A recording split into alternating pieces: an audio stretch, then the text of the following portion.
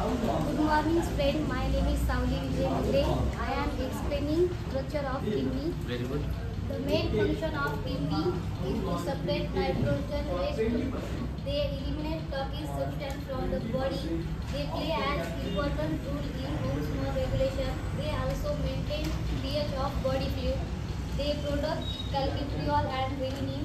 They also maintain homeostasis.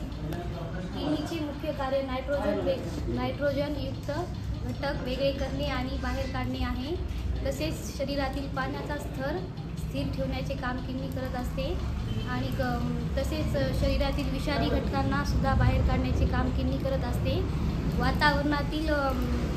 वातावरणातील व शरीरातील स्तर स्थिर ठेवण्याचे काम किडनी करत असते आणि शरीरात असणाऱ्या शारीरिक द्रव्यांचा पीएच सुद्धा स्थिर ठेवण्याचे काम किडनी करत असते.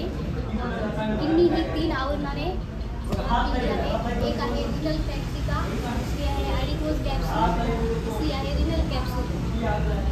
Kidney is length 10 centimetre, that 5 centimetre, thickness 4 centimetre. पुरुषांच्या शरीरामध्ये किडनीचे वजन 150 ग्रॅम असते आणि स्त्रियांच्या शरीरामध्ये किडनीचे वजन 135 ग्रॅम असते.